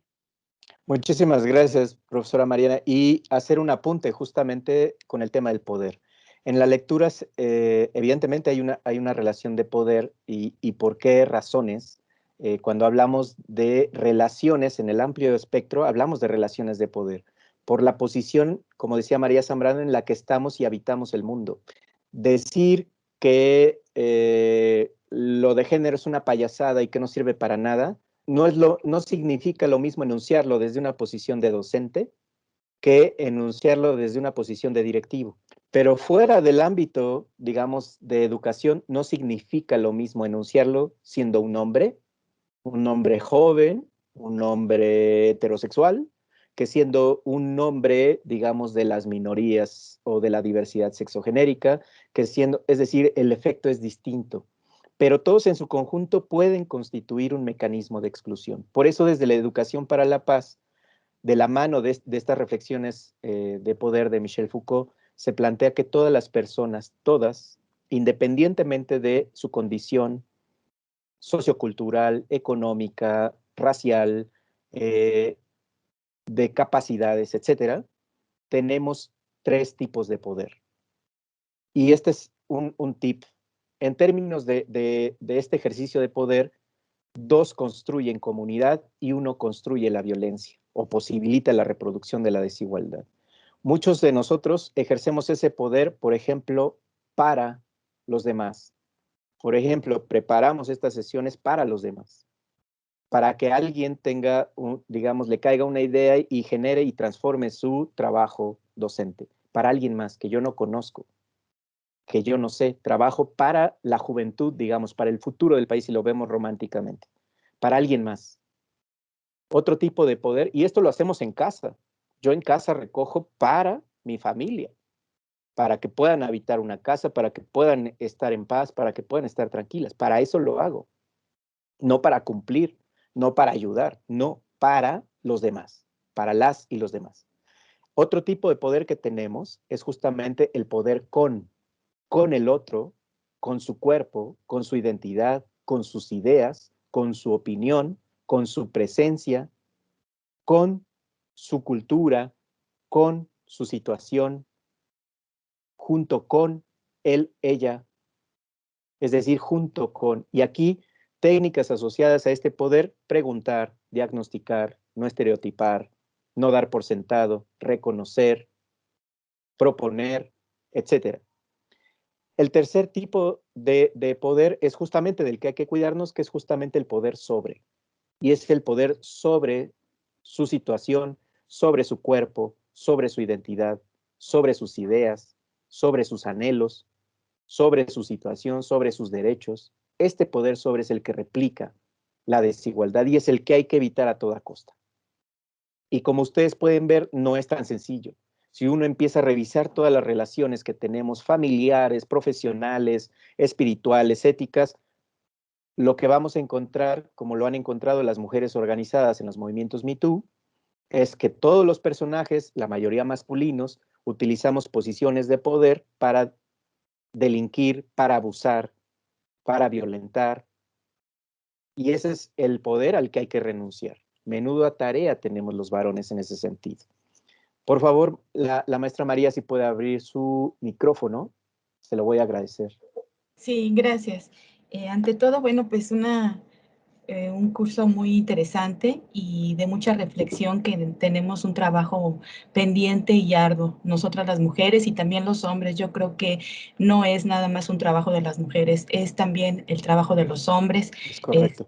para apoyar este proceso de erradicar esa desigualdad. Nosotros no podemos hacer nada sin tampoco la ayuda de ustedes, ¿no? Es un trabajo en conjunto. Otro punto que veo importante es informarme sobre mis derechos. ¿Qué tengo? ¿Cuáles son mis derechos como mujer? ¿Qué es lo que debo de hacer? No se ha fomentado tampoco la denuncia. La denuncia es que ¿para qué lo denuncio si no va a pasar nada? Es que me voy a llevar muchas horas en un ministerio público. Es que finalmente lo sacaron de una prisión cuando me violó, casi me mata y a los 3 días el sujeto ya está fuera en una libertad que ni siquiera es condicional. Entonces, esa parte también hay que fomentarla. Tenemos miedo a la denuncia porque nos dicen, es que no va a pasar nada, es que tú como maestra, pues, ¿qué puedes hacer? No, hay que saber redactar un papel para llevarlo y denunciar, ¿no? Entonces, enseñarles a los alumnos que se deben de hacer eso, o sea, que si tú no actúas, no va a haber nada, ¿no? Podemos hablar muy bonito de la violencia de género, nos podemos pasar muchos cursos, pero si la acción no se va a llevar a cabo nada. Entonces, es importante la acción. Otra cosa también que veo importante es, como ya lo comentó una maestra, no reproducir esos comportamientos que nosotros los tenemos y sin querer o inconscientemente los llegamos a reproducir entre nosotras mismas, en una fiesta, en la familia, en una reunión simple y sencilla. Y también les estamos dando rechazar esos comportamientos cuando nosotros los vemos en otras personas, porque los podemos ignorar, pero con eso no se termina el problema. El problema se va a erradicar cuando nosotros le estamos dando el corte total a esos comportamientos que estamos viendo en los demás. Las bromas, las fiestas en las que se denigra en un chiste, como ya lo habíamos comentado, pues hay que romper ese hilo que está llevando de una generación. Estos comportamientos de donde se da el rol a las mujeres tienen que dedicarse a la cocina, los hombres se dedican a otras actividades masculinas, también hay que romperlo, porque viene de nuestros ancestros que le decían a la mujer, tú te vas a dedicar a la cocina, al fogón donde vas a preparar los alimentos y nosotros nos vamos a llevar a la casa, ¿no? De los animales por nuestro cuerpo que quizás sea más fuerte, ¿no? Entonces, ya vienen de generaciones de nuestros ancestros. Hay una educación que tenemos que llevar a cabo con un trabajo muy fuerte, ¿no? Y de un equipo en el que los hombres tienen que participar y nosotras las mujeres. Eso es todo. Muchas gracias. Muchas gracias, maestra María. 2 apuntes con esto que coloca la maestra. Es importante plantear que primero los hombres no ayudamos. Esa es una gran mentira que nos ha dicho el patriarcado, que hay que ayudar. No hay ayudadores. Lo que ha habido histórica y culturalmente es el desentendimiento de una etapa fundamental de la vida de nuestra especie, que es la reproducción de la vida. Es decir, la administración de un hogar, la salud de lo que cocinamos, el acceso a una educación emocional, etc. Precisamente por ello, cuando decimos que la violencia no cesa, es porque nosotros, como entes social y culturalmente construidos desde el género masculino, reproducimos esos comportamientos simbólicos y materiales. En la violencia directa estarían las cifras que hemos visto y que ustedes leyeron, y en la parte simbólica estaría esta idea de la ciudadanía de segunda que dice Estela Serret. Es decir, que las mujeres, o sea, sí está bien que se liberen, pero poquito. O sea, también exageran ustedes, o sea, todo quieren. No, pero es que los principales hallazgos científicos son de hombres. A ver cuántas científicas conocen, a ver cuántas geógrafas, y así nos pasamos en esa parte. Nosotros no ayudamos, nosotros sostenemos la relación de desigualdad o la intervenimos para hacernos corresponsables de la desigualdad o de la igualdad. Lo que trabajamos en términos de masculinidad tiene que ver con corresponsabilidad. Nosotros tenemos la obligación ética de sostener la vida de nuestras hijas y nuestros hijos desde que son concebidos hasta que puedan lograr un proyecto de vida. Nosotros no ayudamos, nosotros no estamos aquí para hacer buena onda y decir, bueno, está bien, déjalas que se expresen. Pues total, nunca han estado coordinando, que lo hagan, no. Y siempre pongo este ejemplo porque es importante. Este periodo administrativo de este país es el primero en su historia al cual se obligó al Estado a asignar la mitad de los peldaños de decisión política a mujeres. Es decir, no es convencimiento de nadie, insisto, no es que veamos en las mujeres un grupo lleno de creatividad, de saber, aunque hay estadísticas que nos dicen que los niveles de preparación en este momento están por encima de los hombres, las mujeres.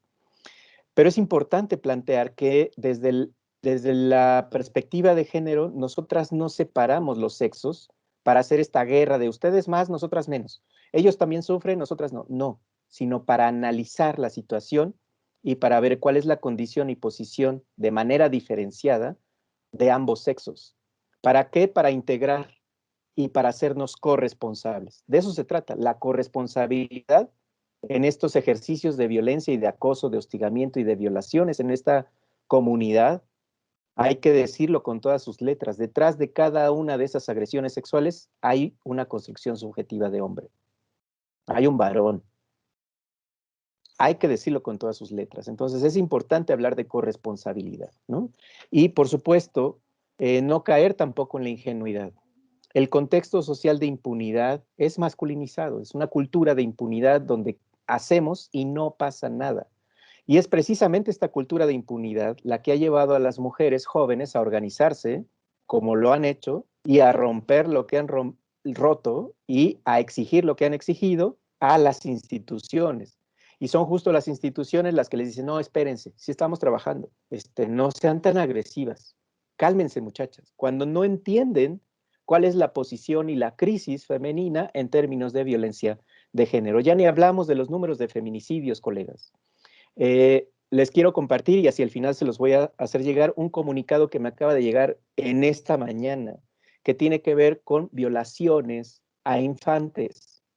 El número de violaciones a infantes en espacios escolares se disparó. Y lo que están haciendo justamente las asociaciones civiles es pidiéndole y exigiéndole al gobierno que haga algo. Y lo mismo, podríamos problematizar desde cuándo sabemos esto, desde hace un montón. Leo una y abrimos el micrófono, por favor, para el profesor Adrián. En el chat dice Oscar Raúl, dice, en la lectura se menciona que la violencia de género tiene múltiples caras. Pregunto, con la falsa justificación de la defensa de los derechos de las mujeres adolescentes, ¿no se considera violencia de género tomar planteles educativos y destruirlos, además de realizar un robo sistemático y destruir sus recursos materiales, o es simplemente un flagrante delito? Aquí es menester, mi querido profesor Oscar, contextualizar justamente. Cuando hablamos de mecanismos de control, estamos hablando que la legislación, tal cual está, es un mecanismo que reproduce el acceso a derechos a cierto número de población y restringe y excluye a la mitad de la población, en este caso de las mujeres. Cuando nosotros preguntamos qué hay detrás del derecho, por ejemplo, a votar de las mujeres, del derecho a ponerse un pantalón de las mujeres, del derecho a tener escolaridad de las mujeres, del derecho a decidir sobre su propio cuerpo de las mujeres, lo que encontramos son disturbios. Ninguno de los derechos humanos que defendemos hoy, mi querido profesor Oscar Raúl, se ha ganado sin romper y reventar ningún espacio público ni instituciones. Y ahí está la historia, la podemos documentar. El sufragismo para las mujeres, la inclusión y la primera mujer que fue a la universidad, por ejemplo, en Estados Unidos, escoltada por policías para no ser agredida por los varones. La primera mujer que participó en un maratón, siendo agredida por el público.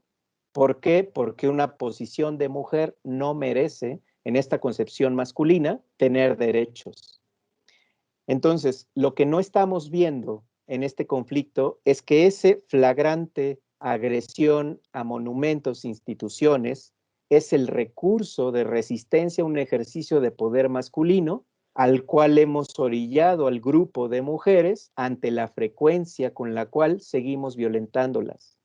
Y justamente eso es lo que se pierde de contexto, que nosotros, el profesor Oscar y yo, en tanto masculinos, estamos aquí sentados súper tranquilos, no hemos sido violentados en ninguna de nuestras esferas, y entonces no generamos esa empatía y esa posibilidad de empatar la situación de las colegas femeninas. No lo entendemos y entonces decimos son unas locas, son feminazis y hacemos uso de todas estas mecanismos de violencia simbólica para volverlas a regresar a su lugar. ¿Cuál es el lugar que les estamos profiriendo? Que estén tranquilas, calladitas, organizadas y que sigan a la institución. ¿Qué es lo que representa la institución aquí? Y lo vimos con el esquema de Johan Galtung. La institución representa la violencia simbólica, que no se nos olvide.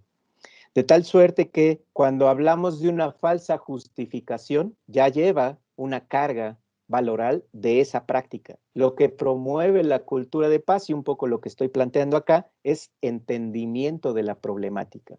Después ustedes pueden tomar la posición que gusten. De hecho, ya lo hacen.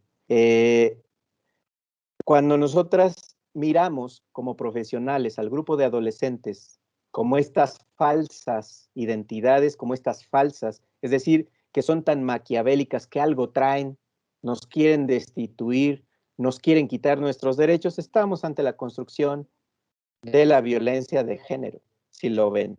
Entonces, justamente el tema de tomar planteles, el tema de la revuelta social es un mecanismo para ganar posicionamientos políticos, es decir, para hacer y para obligar a las personas a respetar a otras personas que, como bien han dicho mis colegas antes, son construidos como lo otro, como la otredad, como lo que no es normal, como lo que es antisistema, etcétera.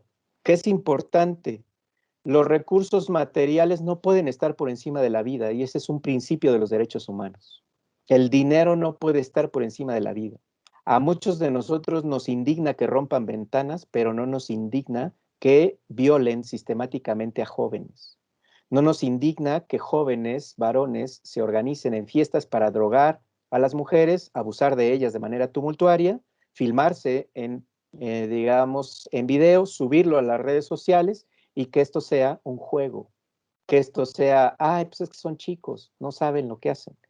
Y es decir, por eso pongo en el centro la construcción social del fenómeno de violencia de género. A muchos de nosotros estos temas nos han reventado en la cara. Ni siquiera lo hemos platicado ni con nuestras hijas, ni con nuestros hijos, ni con nuestra comunidad. Es importante reflexionar en este sentido. ¿Qué estaríamos valorando más, la institución física o el valor de la vida? Es una pregunta ética. ¿Qué preferimos? ¿Mantener nuestros monumentos limpios y a nuestras mujeres descuartizadas en lotes de basura, baldías, abusadas, cortadas, cercenadas, embolsadas? Ese es un posicionamiento ético, mi querido Oscar. Y está a debate. Por supuesto, yo no los quiero convencer de nada en absoluto. Lo que sí quiero plantearles es que es necesario tomar una postura ética. Y es ahí a donde estamos en el conflicto. Profesor Adrián, si quiere abrir su micrófono y ahorita seguimos leyendo algunas que nos mandan por el chat. Gracias. Sí, gracias de nuevo. Y bueno, y a propósito que se tocó el tema de la toma de los planteles, justo a mí me parece que ese es uno de los grandes puntos. Yo escucho de manera constante pues esta denostación, ¿no? de los movimientos hacia solamente tomar esta parte de decir, bueno, pero es que vandalizan, es que hacen, sí, pero es que el fondo del asunto, digamos que eso es lo que se ve. Detrás de ello viene toda la parte que se ha dejado de lado, que no fue visible, y ahora pues vemos estas manifestaciones, ¿no? Es correcto. Podemos pensar o no que son legítimas, y eso es lo que podría estar a debate. Lo que no está a debate es el por qué es el resultado, que al final del día es, como no han tenido respuesta en los momentos oportunos y en las etapas históricas en los que distintos movimientos han intentado hacerlo por otras vías, pues llegamos a estos puntos en los cuales pues no solamente los planteles, ¿no? Sino toma de calles, manifestaciones más violentas, pero es el resultado de esa desigualdad y esa invisibilización de los factores que han venido produciendo toda esta carga emocional, ¿no? Que afecta a ciertos sectores, y evidentemente el sector femenino pues ha sido uno de los más afectados históricamente. Entonces yo creo que ahí deberíamos de empezar primero por atender los problemas de raíz, para que no tengamos después estas problemáticas que hay que atenderlas de otra manera. Y como bien señalaba usted, pues al final de cuentas la institución representa poder, y cuando hay resistencia, pues al final siempre será en contra de lo que representa ese poder, ¿no? Y eso no lo podemos evitar ahora ni en ninguna etapa histórica de la vida.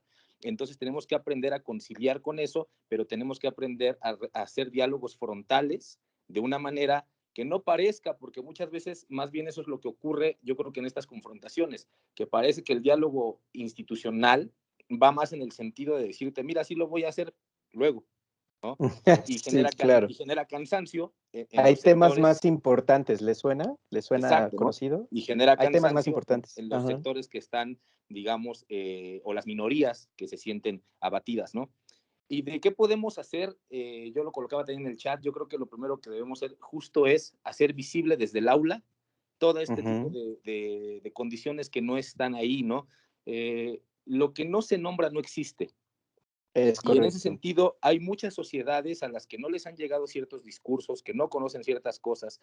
Todos nosotros estamos atravesados por una cultura machista, y todos en algún momento reproducimos algún modelo de esa cultura patriarcal.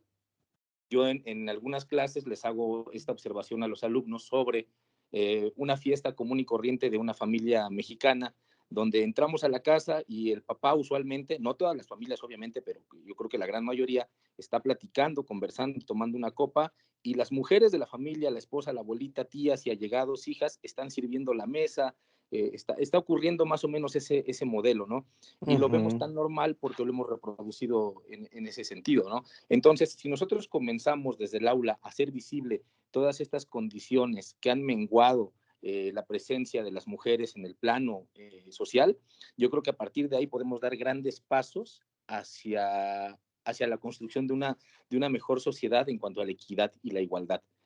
Porque, insisto, estamos todos atravesados por esa cultura patriarcal, nos guste o no, crecimos con eso, ¿no? Yo también crecí con eso, y a veces, por más que me resisto, hay puntos en los que cuando caigo en cuenta digo, actué o dije algo que tiene que ver justo con esa cultura que también traigo inmersa por una construcción histórica, ¿no? Pero yo creo que ahí el primer paso para la gran mayoría de nosotros es primero ubicar esos modelos que tenemos como carga histórica, y después hacerlos evidentes en el aula, para que nuestros alumnos como sociedad puedan también comenzar a verlos, a entenderlos, y a saber que hay cosas que ocurren dentro de sus hogares, dentro de su escuela, en la calle, y que no necesariamente, aunque sean comunes, son correctos, ¿no? Porque esa es la peor de las cosas que nos puede pasar, que lo común se haga normal, y no debe de ser así. Entonces yo creo que ese será el punto de partida para mí de lo que sí podemos hacer como institución. Muchísimas gracias, profesor Adrián. Ahí ha colocado cosas bien importantes, y quiero confesar un poco con esta participación que cuando el objetivo de aprendizaje se centra en que el alumnado o que quien cursa identifique problemáticas, parece sencillo, pero visibilizar estas cuestiones es complejo.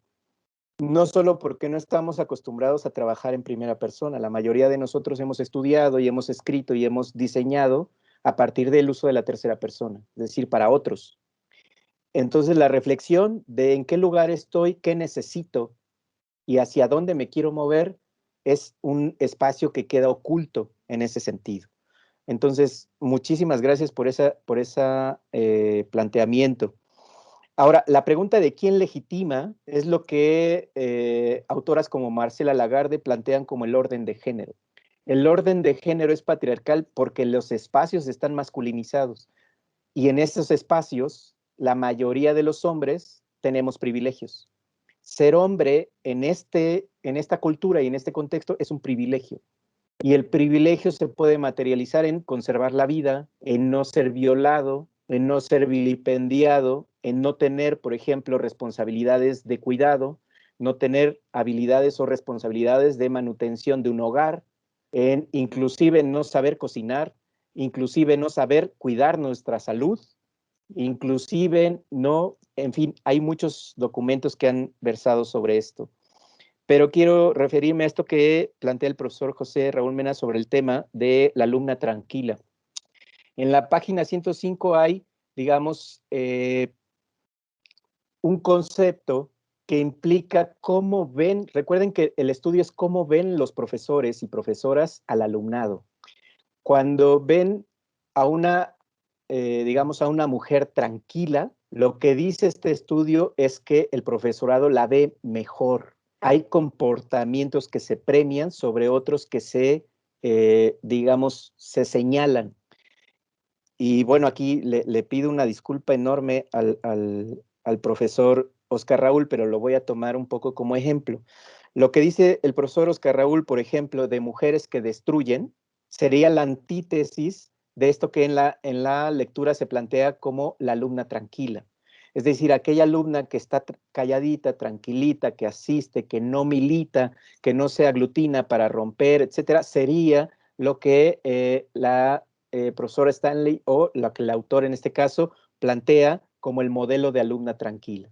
Es decir, aquella que no debate, aquella que no pregunta, aquella que está en términos de el desempeño escolar muy tranquila, que es lo que se espera de las mujeres. Es decir, lo que se espera social y culturalmente de las mujeres es que no sean líderes, es que no encabecen una revuelta, es que reclamen pero poquito, es que se liberen pero pues paulatinamente cuando tienen más de 200 años pues en posiciones de subordinación. Es decir, es a lo que se refiere el modelo de la alumna tranquila. Se plantea que se adaptan de manera selectiva justo porque la violencia, y es lo que decía nuestro profesor Adrián, el ejercicio de la violencia siempre es selectiva. La violencia se ejerce sobre posiciones vulnerables, retomando lo que citaba nuestra colega de Judith Butler, es decir, sobre posiciones y cuerpos que significan o representan simbólicamente lo vulnerable, es decir, mujeres no empoderadas, mujeres que, o adolescentes en este caso, que tienen carencias, que viven en condiciones de pobreza, que ya tienen, digamos, algún tipo de marginación social, etcétera, etcétera. La violencia de género siempre es selectiva y precisamente por eso hablamos de que la posición de mujeres es justo lo que se atiende, porque la posición de los hombres, por muy mal que nos vaya, por supuesto que también sufrimos y lloramos, pero por muy mal que nos vaya, nosotros no perdemos la vida en la misma situación. Es decir, por estar en posiciones masculinas no perdemos la vida, excepto en contextos específicos, como puede ser el narcotráfico en el territorio. El asesinato, por ejemplo, de jóvenes de manera sistemática, de ciertos jóvenes en ciertos lugares que hacen, por ejemplo, los sicarios, tiene que ver con que ellos son hombres armados, que ejercen violencia y que están en condiciones, digamos, específicas respecto al ejercicio de violencia. En el caso de las mujeres, estamos hablando de que mujeres, independientemente de su condición social, por el hecho de estar en condición y posición de mujeres, son susceptibles de recibir las violencias. Ahí hay digamos, un cambio diametral en términos estructurales. Por eso es que se habla de violencia de género y se suele invisibilizar las posiciones masculinas, porque dicho sea de paso, los estudios de masculinidades tienen 80 años en términos académicos y apenas estamos mostrando y visibilizando, siguiendo esta metáfora que hace el profesor Adrián, cuál es la condición de los hombres en términos generales. Profesora Sandra, si quiere abrir su micrófono, por favor, se lo voy a agradecer.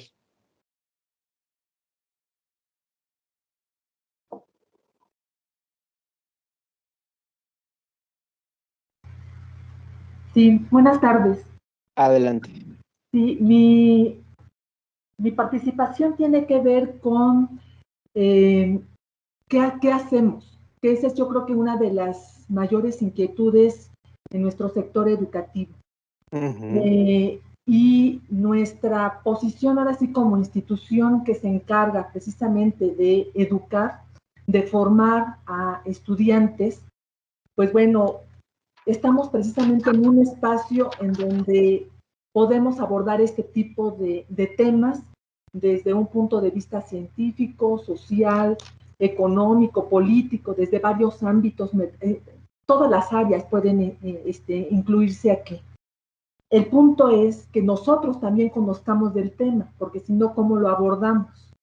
Si no conocemos el tema, en el caso ahorita de la violencia de género, de lo que es una perspectiva de género, pues bueno, difícilmente se va a poder aplicar en la vida diaria con uno mismo o con los estudiantes si estamos trabajando frente a grupo o si estamos en cargos administrativos, igual que estemos ahora sí en ese contacto con esa perspectiva de género. Entonces, creo que ahorita con estas nociones que estamos teniendo en este momento, pues bueno, ya tenemos una idea, pero hace falta que todavía nos capacitemos más, de que conozcamos más del tema, pues para que se pueda llevar a cabo. Porque ¿cómo me voy a dar cuenta de si yo estoy cometiendo ciertas acciones que están violentando a otras personas? Pues ni yo mismo me conozco. Además, ya trabajando, ahora sí también con los estudiantes, ¿sí? También debemos igual de ser muy cuidadosos, ¿no? De cómo vamos enfocando, porque nuestros jóvenes están en este proceso de formación, de concientización. Entonces también es importante, ¿no? Cómo se va formando a estos jóvenes. Ahora, con relación a lo que comentaban de que nos está impactando esta toma de planteles de manera violenta y que es una manera, ¿sí?, de que nos dijeron, ¿no? Alto, ¿no? Está pasando esto y se tiene que visibilizar. Y esto también, pues, es para identificar esas necesidades que usted comentó, ¿sí? ¿Qué necesitan estas jóvenes? ¿Qué necesitan estos jóvenes también, ¿sí? De tal manera que haya esa cultura de no violencia, esa cultura de paz, y que no necesariamente tiene que estar plasmado en un plan de estudio en que diga se va a ver de cultura de paz, sino que incluso las mismas leyes están indicando que se debe de abordar la cultura de paz y la perspectiva de género. Entonces, pues bueno, debemos de estar capacitados igual para esto.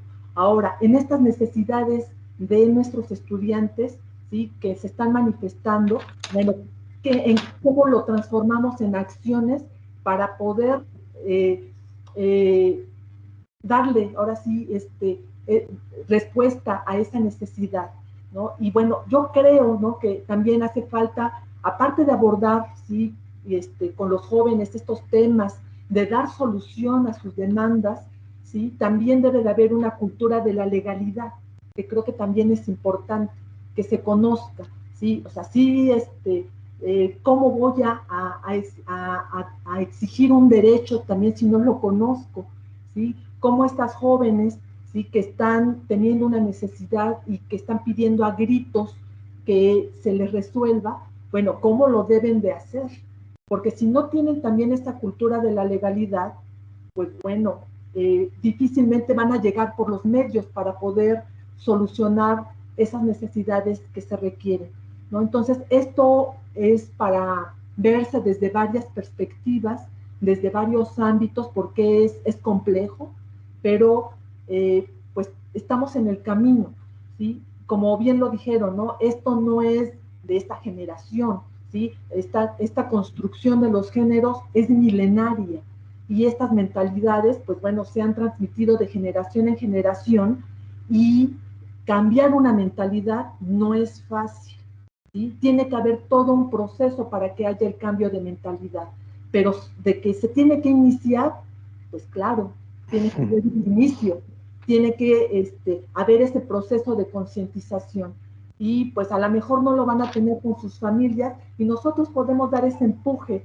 ¿sí?, a través de la escuela, porque como sabemos, todas las instituciones intervienen en esta construcción, ¿sí?, de las violencias, en esta construcción de los géneros, y bueno, como bien lo mencionó el maestro Antonio, ¿sí?, de cómo los diferentes autores, Bourdieu, y con su hábitus y otros teóricos que han estado manejando la violencia estructural, pues bueno, hay mucho que hacer, ¿no? Entonces, creo que desde las pequeñas acciones, a partir de uno mismo, y lo que está ahora sí a nuestro alcance, que en este caso, bueno, es nuestra familia, nuestros estudiantes, con la gente que convivimos, pues por ahí comenzar. Pero sí necesitamos conocer sobre el tema, pues para poder abordarlo. Gracias.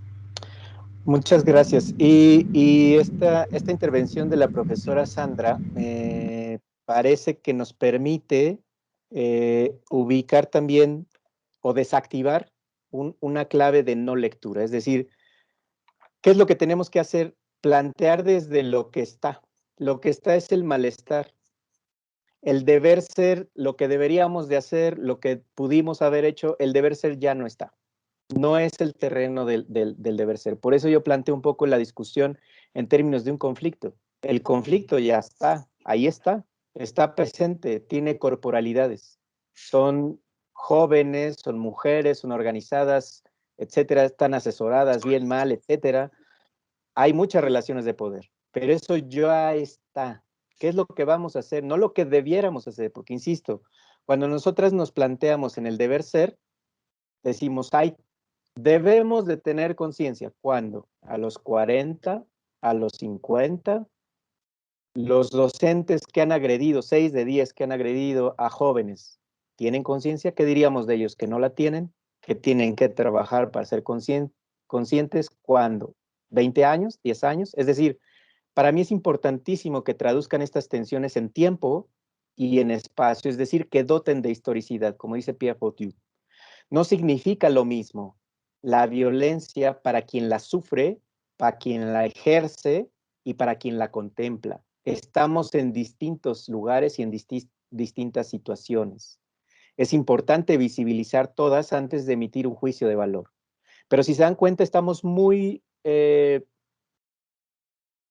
apurados en generar un juicio de valor sin entender la problemática. ¿Qué es importante para mí? Entender la problemática. Es que ha sido histórico. ¿Cuánto le gusta? ¿20 siglos? ¿21 siglos? Luego entonces, dice ONU Mujeres, hay que pasar entre 80 y 92 años para empezar a ver cambios específicos. Es decir, si hoy viniera nuestro gran espíritu en quien sea que ustedes crean y nos toca con su varita mágica y mañana amanecemos perfectos todos y todas y todes, y hacemos todo específicamente y todo lo hacemos bien perfecto y nos sacamos 10, tendrían que pasar 80 años para empezar a visibilizar, lo que decía el profesor Adrián, los pequeños cambios. Esto no es posible, colegas. Precisamente por eso el deber ser ya no es un encuadre para intervenir conflictos, porque lo que debiéramos haber hecho ya no lo hicimos, ya se nos agotó el tiempo. Tenemos impunidad, tenemos ausencia de credibilidad en las instituciones, la autoridad como docentes está por los suelos y esa es nuestra realidad y desde ahí hay que construir. ¿De acuerdo? Ahora, me quiero terminar solamente con 2 cosas en específico.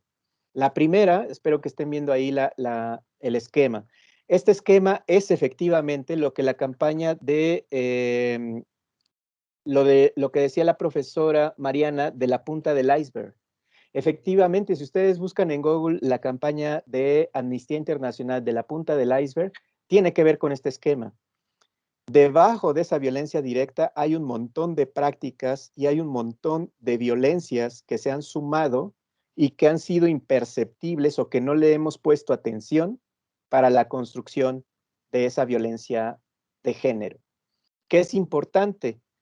Que estemos atentas y atentos a nuestras prácticas, pero también a nuestras necesidades. Es decir, ¿qué es lo que yo necesito de mis alumnos, alumnas? Dominio y control, estoy generando un mecanismo de disciplinamiento.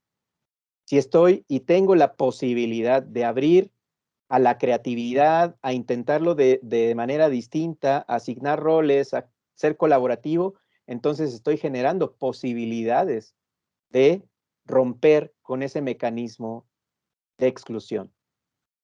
¿Qué indicaciones doy? ¿Cómo leo los datos? ¿Qué bibliografía utilizo? Se convierten en acciones tremendamente importantes. Enrique Fierro Hernández en el chat nos pregunta, evidentemente la dimensión de construcción social, desde este punto de vista machista, solo el hombre tiene la razón, es decir, solo el hombre, la identidad de hombre está asociada a la razón. Esa es, digamos, la reflexión tal cual es. No es cierto que el hombre represente la razón, eso es falso. Todas las personas tienen razón y sus razones, pero culturalmente hemos decidido que solo los hombres estén asociados a la razón. Por eso no había candidatas a políticas. ¿Por qué? Porque eran, ay, no, son muy emocionales, no votes por ellas. Es por una idea, ¿me explico? Entonces, mantener la idea de que solo los hombres tienen o están asociadas a la razón genera como efecto violentar posiciones femeninas. Y por eso pongo ahí elementos a considerar. ¿Qué sí podemos hacer? Acciones que no estén basadas en estereotipos, que no respondan necesariamente a roles tradicionales y que no tengan valoraciones negativas. Que esas acciones no tengan como efecto, ya sea consciente o no, impedir que las mujeres hablen, que primero las mujeres solo organicen el aula, entre otras muchas cosas. ¿De acuerdo? Ahí hay cosas concretas que podemos hacer. Con esto quiero terminar por cuestiones de tiempo. Sé que hay muchas cosas e inquietudes. Nos vamos a volver a ver. Vamos a volver a, digamos, abrir otro espacio. Y en la siguiente sesión lo que vamos a ver son 2 herramientas que tienen que ver con, o que se basan en la redacción de objetivos de aprendizaje. Muchas personas, ustedes como docentes, están familiarizadas con los elementos básicos de un objetivo de aprendizaje, ¿no es cierto? Vamos a utilizar 2 herramientas de escritura. La unidad mínima de comunicación en nuestra lengua, que es el español, que es la lengua socialmente reconocida, plantea que para que yo me pueda comunicar y yo pueda trasladar un mensaje de manera efectiva, contextualizada, situada, la unidad mínima que tengo que utilizar es una oración. Si yo no puedo escribir una oración, si yo no puedo poner en un documento o de manera oral los elementos básicos de una oración, yo no estoy dando un mensaje claro. Si ustedes ven, hay muchos escritos de nuestros alumnos, incluso de autoridades, que no tienen un mensaje claro. ¿Quién hace la acción? ¿Qué acción hace? ¿Para qué la hace? ¿En qué contexto? ¿Y en qué tiempo? Muchas veces debemos cambiar. ¿Cuándo? ¿Quién sabe? Esa no es una oración completa. Los hombres debemos responsabilizarnos de nuestros ejercicios de violencia hasta antes del 2024 que se dan los informes para la ONU. Listo, ahí hay una oración. Y en esa oración es clarísimo que si yo tengo ejercicios de violencia en mi ámbito laboral, antes del 2024 tendré que erradicarlos. Tengo un tiempo específico, tengo un trabajo que hacer en un espacio y tiempo determinados. Si yo me quedo con la primera frase de yo debo cambiar, yo le pregunto esa frase, ¿cuándo? No me dice. ¿Para qué quiero cambiar? No, tampoco me lo dice. ¿En qué tiempo? Tampoco me lo dice. Y precisamente por eso es importante recuperar que la unidad mínima de comunicación en nuestra lengua, en el español, es una oración. Lo que les voy a pedir de aquí a dentro de 8 días que nos volvamos a ver, ustedes van a tener tiempo de pensar, fíjense, horas y horas para escribir una sola oración. ¿Qué es lo que tiene que tener esa oración? Una acción en primera persona que todos y cada uno de ustedes pueden hacer, que no necesitan de otra cosa para hacerla, sino que la pueden hacer ya mañana, y que responde a erradicar prácticas que hemos definido aquí y con ayuda de la lectura como violencia de género. Tienen 8 días, colegas. Hay grupos de trabajo que no tienen ni 24 horas, porque los contextos así no lo piden, no lo exigen. De hecho, nuestras alumnas nos están pidiendo que les demos resultados en menos de 24 horas, ¿no es cierto? Entonces, con esto quiero terminar, no sin antes agradecer y regresar los micrófonos a nuestro grupo de docentes. Muchas gracias a la maestra Xochitl que me ha estado apoyando en el chat, recuperando preguntas y comentarios muy importantes que ustedes han colocado. Y de tarea igual les dejo esa parte. Escribir una oración, ojo, no que la piensen, no que se la imaginen, sino que la escriban en un papel. Si quieren me las pueden mandar y yo las voy revisando en la semana, pero sí les planteo, si nosotros no podemos utilizar la unidad mínima de comunicación en nuestra lengua, es muy seguro que el mensaje que estamos mandando no llegue a nuestro interlocutor. Trátese de lo que se trate, sea disciplinar, sea moral, sea ético, sea cualquier soporte. ¿De acuerdo? La próxima sesión vamos a ver 2 herramientas prácticas para intervenir con textos de violencia de género. Y con esto termino y les quiero agradecer enormemente el espacio, sus preguntas, su participación y le doy la palabra al profesor Emilio. Muchísimas gracias. Gracias, Antonio. Muchas gracias. Extraordinario el tema, la conducción, sobre todo extraordinario la participación de profesoras, profesores. He de reconocer que se sigue subiendo el nivel del debate, el nivel de conocimiento, el nivel de análisis, y es una cosa que creo que seguimos construyendo. Como comentábamos, no han sido los únicos esfuerzos, pero este me parece muy interesante porque estamos logrando aterrizar cosas. Estamos buscando que se pongan en blanco y negro, lo cual no es fácil, porque es un abanico de matices grises, de todos los tonos, todas las modalidades de esta tonalidad, pero el ponerlo en una oración es correctamente ponerlo en blanco y negro, y pues haré mi tarea. Me prepararé para hacer mi tarea y nos veríamos, profesores, profesoras, directivos de planteles, jefes de materia, todos. Muchísimas gracias por acompañarnos, compañeros, colegas de oficinas centrales. Muchísimas gracias por acompañarnos, a nuestras autoridades. Cerramos este evento como parte de un primer ejercicio, nos llevamos una gran reflexión y regresamos próximamente para continuar con este análisis y debate. Muchas gracias a todas, a todos, y Antonio, también a ti muchas gracias. Un abrazo. Gracias y excelente tarde.